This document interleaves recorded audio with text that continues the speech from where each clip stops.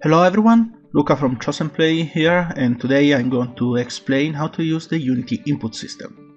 The problem with the Unity input system is that it can be used in a lot of different ways, and when there are multiple ways to use something, that usually creates a lot of confusion because people are not sure which one is the best way. So today I'm going to show you what I think is the best and easier way to use the Unity input system. As you can see, I'm inside a completely new Unity project. So the first step will be to open the package manager here, write input, and install the Unity input system. Please note that when the installation will be done, Unity will ask to override all the input system, so just click yes and it will shut down and reopen itself, already configured to use the new input system.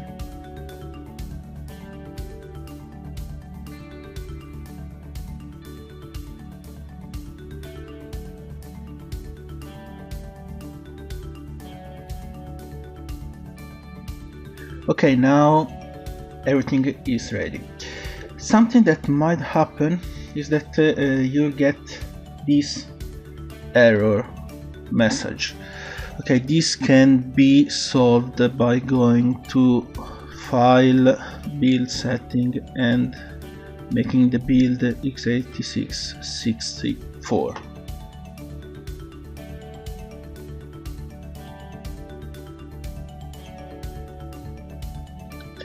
Okay, now we can come here in the Assets menu, create input actions, and let's call this something like input master. When you double click this new window will come up, and it's here that you're going to create your actions. Now, as you can see, this is divided into three sections: action maps, actions, and properties. For a little explanations about this, action maps are like different control sets. Think of a game like Grand Theft Auto, for example. You will have one control set for when you're using your character in the world, and you will have completely different controls when you are, for example, flying a plane. These are the action maps. It could be one is player, one is plane. For now we are going to create a player action map, but you can call it whatever you want. Actions, well, of course, these are your actions: movement, jump, attack.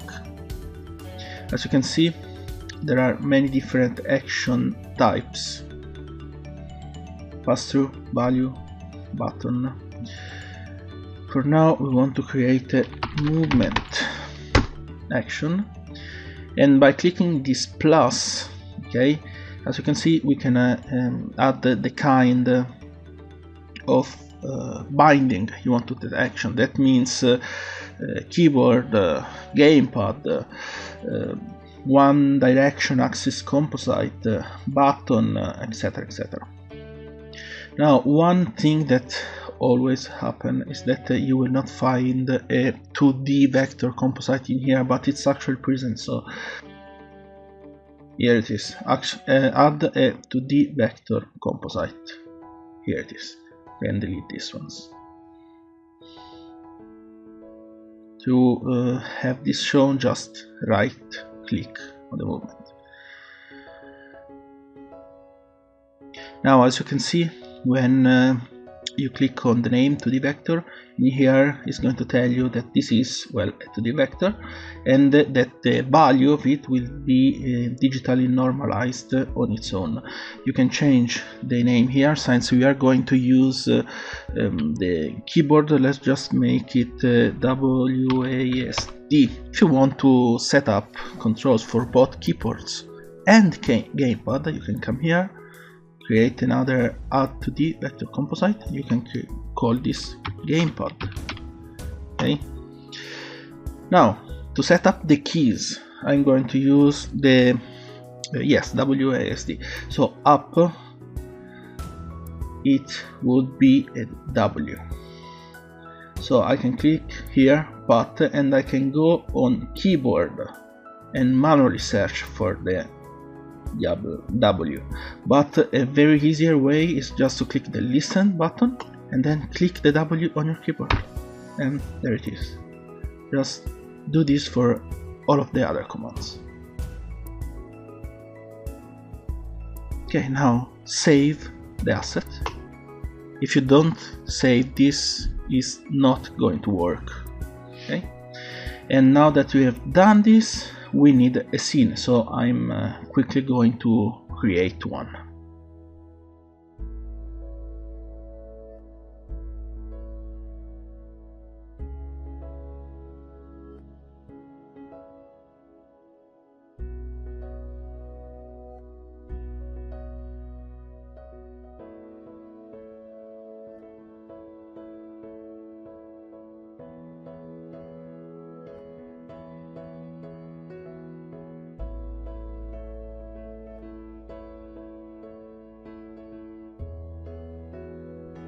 Okay, the scene is up. As you can see, I have a ground and a player object. So I'm going on the player and I'm going now to create a new script called, as usual, player controller. Now that I have the script, I'm going to add component and I will look for player input. There you go. As you can see here, we have a slot to put in some input actions. So you can take the input master or whatever you called it before and click and drag it here. And now our player is linked with the actions we have created before. Now the part that makes all of this complicated is this behavior part in the player input, because as you can see, it can be set up to send messages, broadcast messages, invoke Unity events, invoke C# event. So a lot of people use this as with a normal event system, when you have to manually subscribe to the event inside your code, and I really hate events like that. So why don't make this simpler and just have it invoke Unity events? When you set up to invoke Unity events, if you click here on events, you will see that you have some standard events like device lost, device regained, control changed. So here you can actually put functions that will start when, if you are using, let's say, a controller, a gamepad.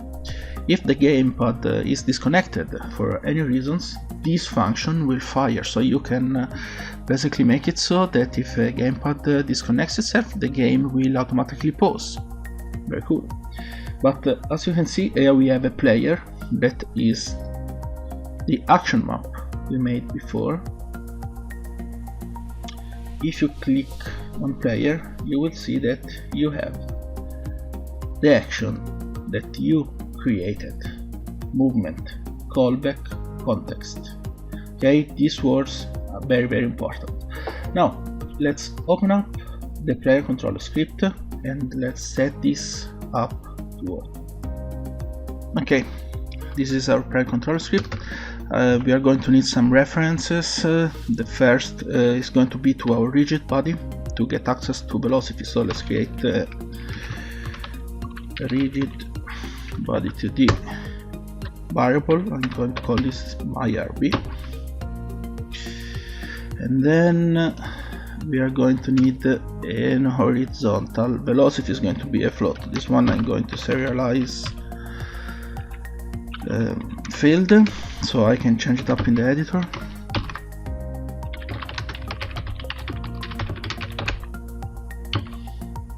And so let's call it horizontal speed. Now you want to be sure to come up here and write using Unity engine dot input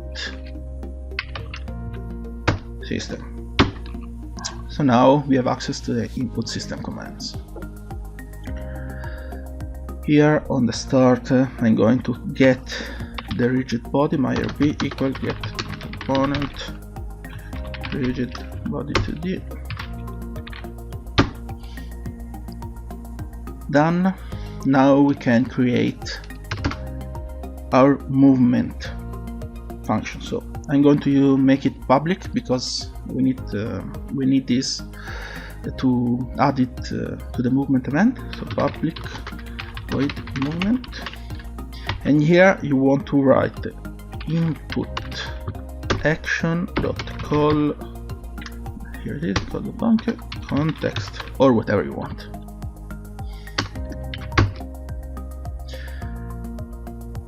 Now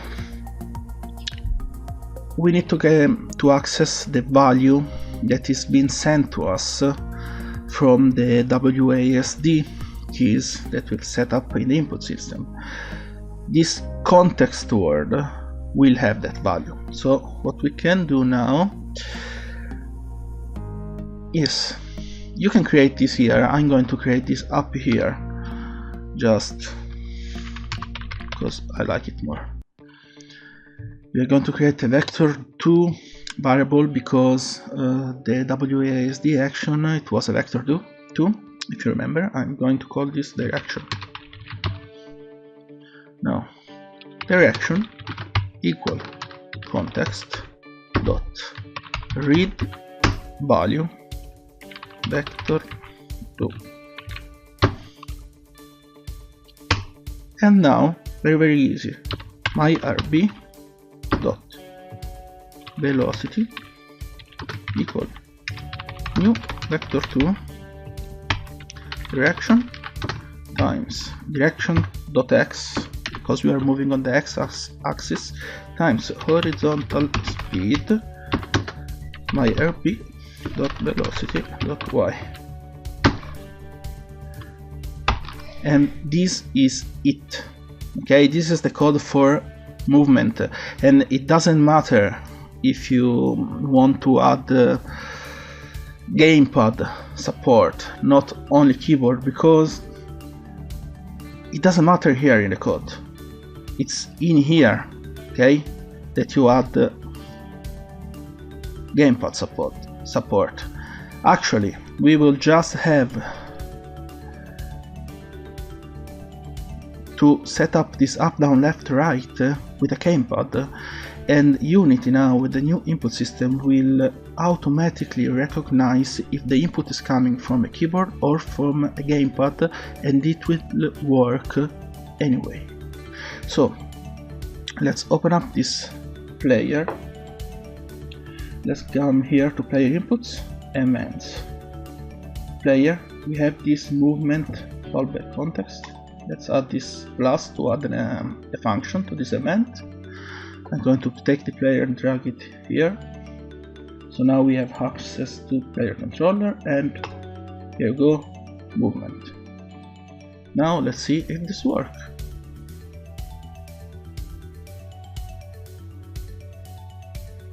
Actually, before seeing if this works, let's add a number to the horizontal speed. I'll put 5.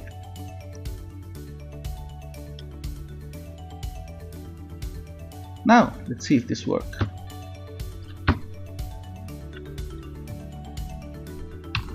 And as you can see, work perfectly. But let's say that we don't want to do something with a vector2, perhaps we want to use a button, like for jumping. So let's come here, let's add another action, jumping. It's going to be a button, of course. Listen, let's use a space bar. There you go, for jumping. And we just want this to happen when you press the button, so it's press only. Actually, I think we can just forget about this and just leave it empty. Okay, let's go back in the player controller script. Let's create a jump public void jump input action dot callback context.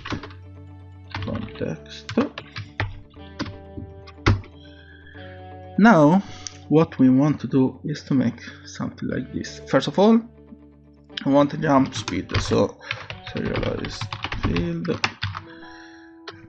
dot jump speed. Now down here, if context dot performat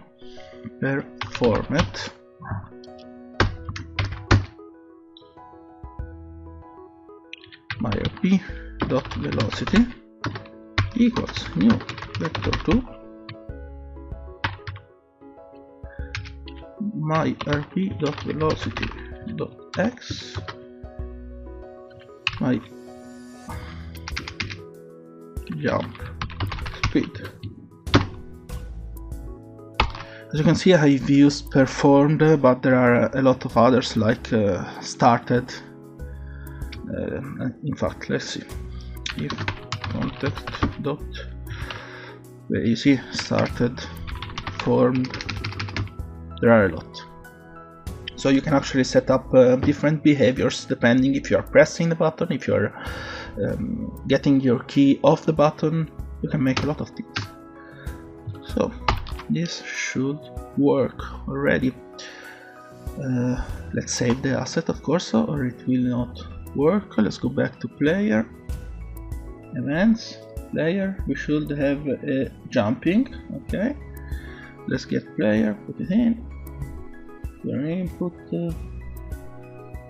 not really player controller, jump. Let's add a value to jump speed. I'm going to make 5 here too.